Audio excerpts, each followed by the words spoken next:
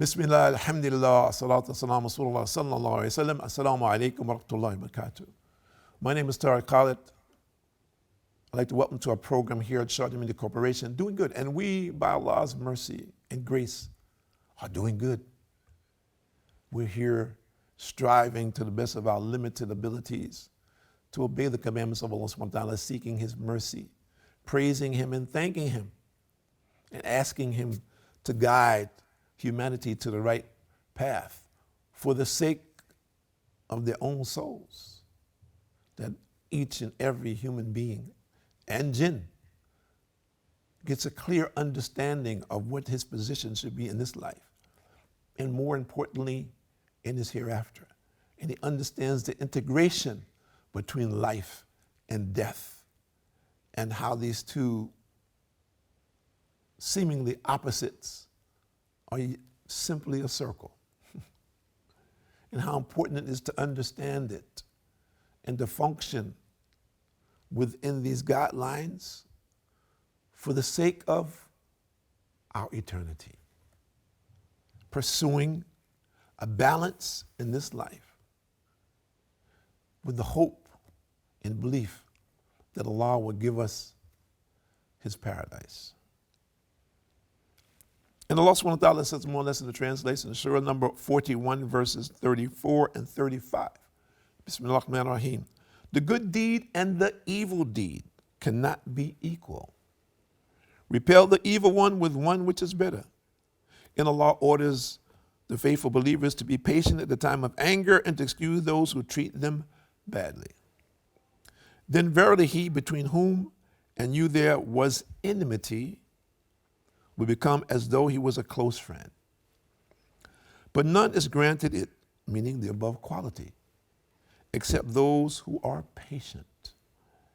And none is granted it except the owner of the great portion of happiness in the hereafter, Jannah, and a high moral character in this world. So Allah is telling us, strive for a high moral character, because some people say, I don't know what is good behavior. What do you mean by good behavior? And then again, he would say, well, what does high moral character mean? I believe in having morals, values, but what is the criteria for values? What is the criteria for morals? What are morals? What do you mean? Because there's a difference and distinction in what people believe and what is moral and what is immoral, isn't it? And of course, this can be very broad in today's world. And of course, this is not the first time that it's been like that. Okay, there have been societies that have been extremely liberal in terms of their morals, from the standard in which has been presented by Allah through His prophets and through His books. So we are to strive to have good conduct and to repress anger and to be patient with those who are immoral and have bad conduct. It is not necessarily very easy, especially to deal with people who are abusive. And unfortunately, there are those who thrive on that and they don't have control over it and are extremely oppressive verbally and to the point of actually doing physical harm to people simply because maybe they look different, they act different, they speak different, or they themselves feel that they can oppress another person, that they thrive on oppression. Not easy to necessarily neutralize an individual of this mindset, depending upon where it is that you might be in the world and your particular condition. But there is a process and procedures, and we need to understand that. And the first level of this, let's say, is my relationship with my Lord. What relationship do I have with my Lord? Do I seek protection from my Lord, from harmful acts, meaning those acts which could be harmful to me, which I can see, and those which I cannot see. Some people say, what are you talking about, brother? The things that I cannot see. Well, we believe, for example, a person who makes a prayer before he leaves his house, that Allah will send an angel to protect him throughout the day. This is unseen protection, isn't it? That if a person sits in his conveyance, a vehicle of some type, a horse, a camel, a bicycle, an automobile, whatever it might be, a boat, airplane, that when he sits in that vehicle, if he makes a particular prayer, that he will be protected in that vehicle. Now, some people say, well, brother, okay, that all sounds good, but that sounds quite mystical for me. But those of us who believe in this and employ it on a regular basis have experience, without question. And I don't know of any Muslim who hasn't said, I have personally experienced the protection from Allah in a certain set of circumstances where under normal conditions I could be dead or harmed, injured very badly. But I regularly make this prayer before I leave my house. I regularly make this prayer when I get in my vehicle. I haven't met a Muslim yet who hasn't said that. And I've met people, for example, who've been in car accidents.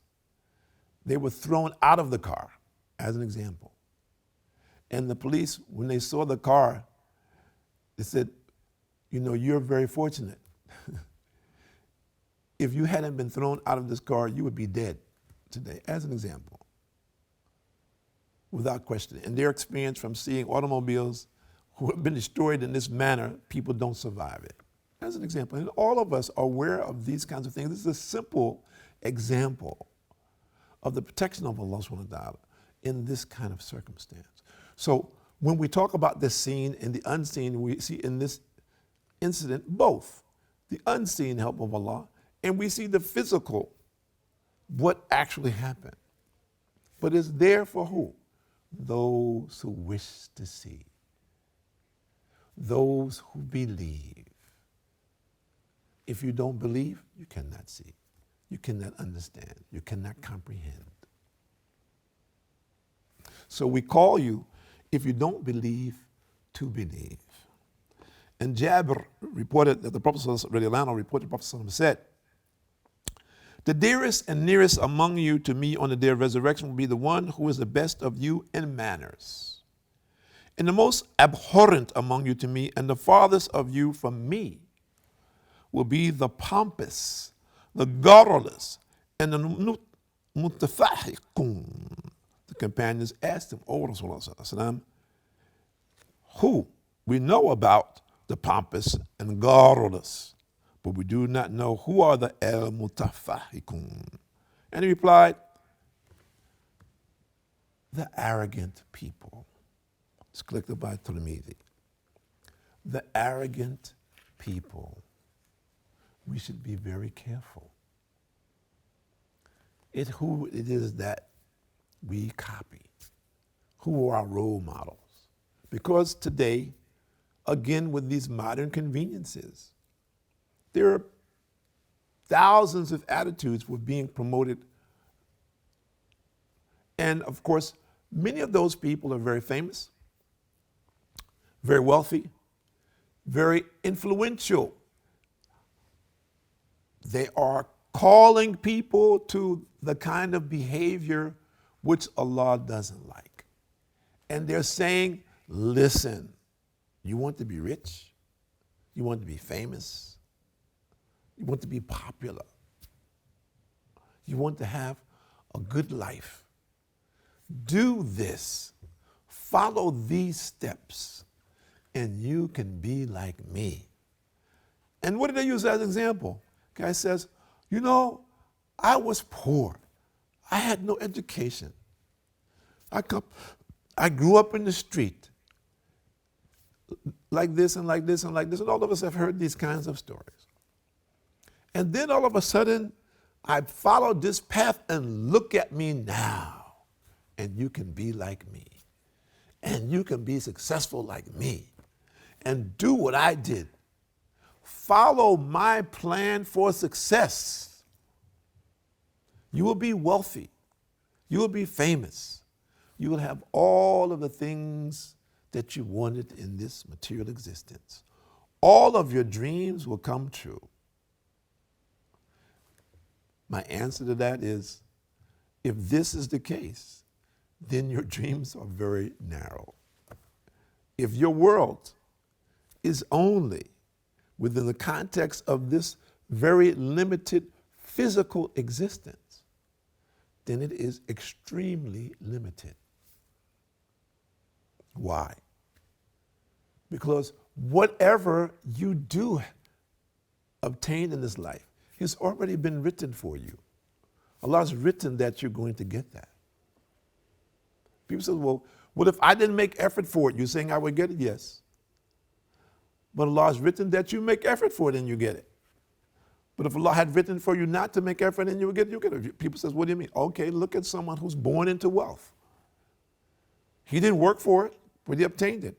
Or look for someone who was not born in wealth, but someone in his will, before he died, included him. And some wealth came to him that he didn't expect.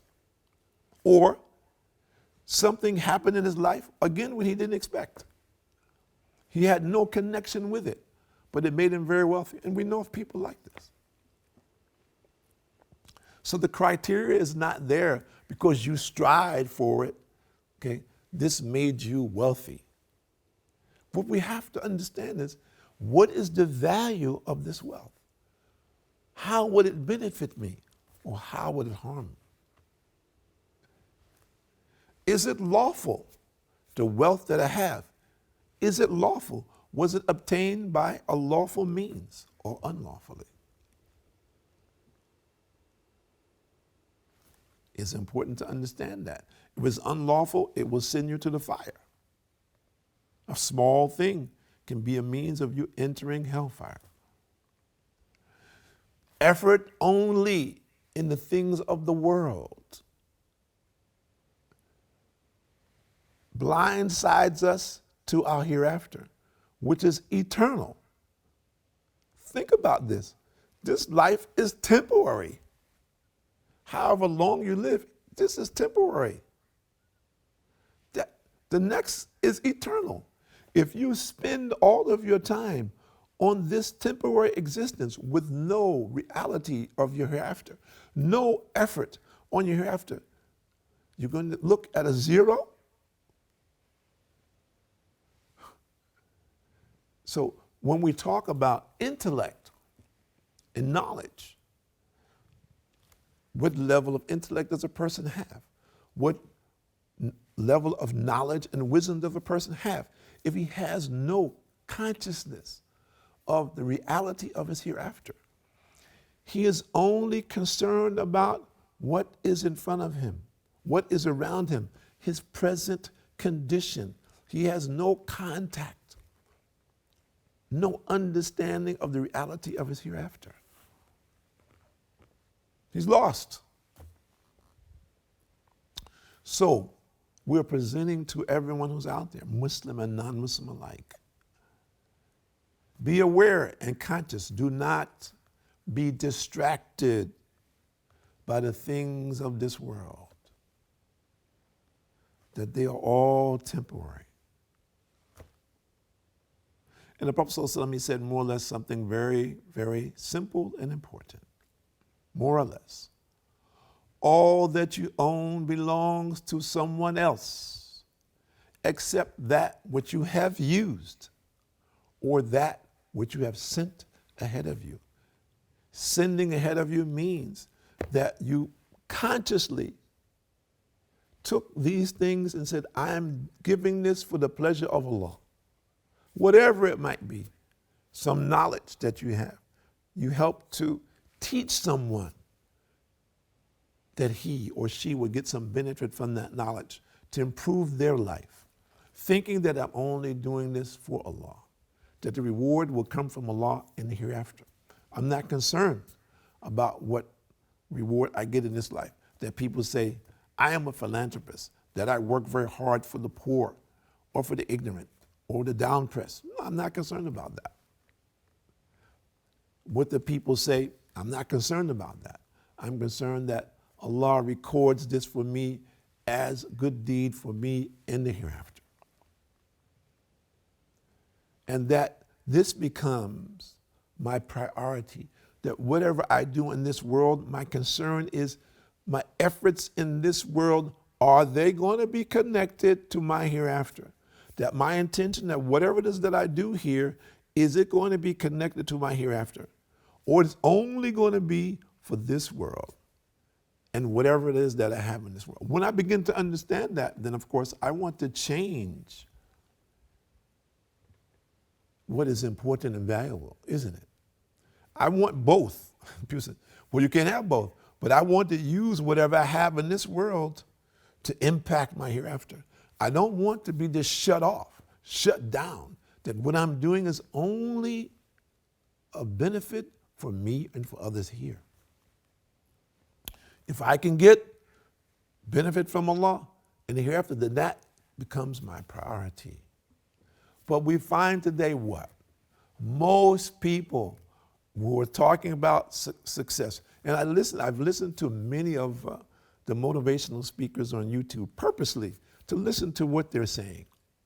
And many of them are saying very good things. They're inspiring people, motivating people to do good things. But there's one thing that I found lacking with most of them. They have no consciousness or awareness of the hereafter. They're not connecting the people's actions with their hereafter. They're only tying the people into worldly pursuits. So what the warning is for all of us, be careful.